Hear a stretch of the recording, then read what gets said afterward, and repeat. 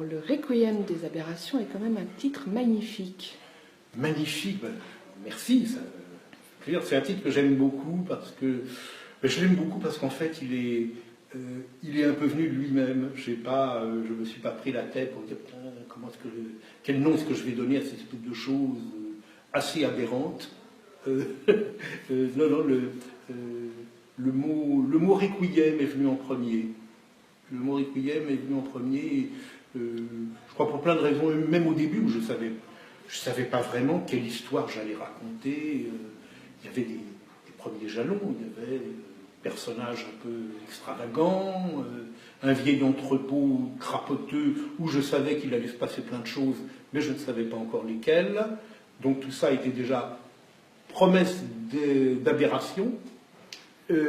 Et en même temps, je savais que ce serait un requiem, c'est-à-dire un chant d'amour et de regret, chant d'amour, du nom du personnage du roman, donc chant d'amour et de regret, à plein de choses que j'aime et que je crains de voir disparaître, dont je crains que certaines soient en voie de disparition ou déjà beaucoup disparues. Alors, je peux parler de la langue française, une magnifique langue française qu'on ne parle plus guère, qu'on parle de moins en moins, que peut-être on ne parlera plus du tout maintenant, pour le dire très vite, comparer une interview de Pierre Mendès France qu'on voit dans le film Le Chagrin et la Pitié, et l'interview de n'importe lequel de nos politiques d'aujourd'hui, on voit le désastre. Et c'est un hommage à cette langue française celle de Marcel Proust, celle de Flaubert, de Stendhal, de Balzac, de tous, quoi. Et d'Alexandre Dumas. Alexandre Dumas est très important dans la genèse et la venue au monde de ce roman. Donc déjà, il y a déjà pas mal d'aberrations là-dedans dans tout ce que je raconte. Et puis, peut-être aussi, je vais vous avouer une chose, c'est que peut-être aussi que je ressens la vie comme une aberration. Que je ressens, effectivement, des fois je ne comprends rien de ce qui se passe autour de moi.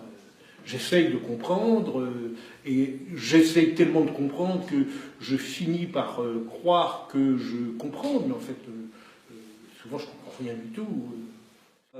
Et puis, c'est peut-être le bon côté de l'aberration aussi, c'est toute la beauté qui débarque, malgré tout ça.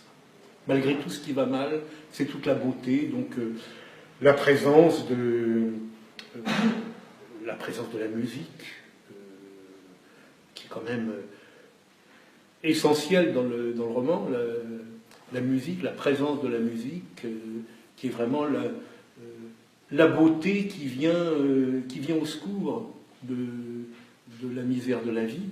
C'est vrai que j'ai pensé, d'ailleurs, j'avais failli le mettre en exergue du roman, la célèbre phrase de Dostoïevski, la beauté sauvera le monde.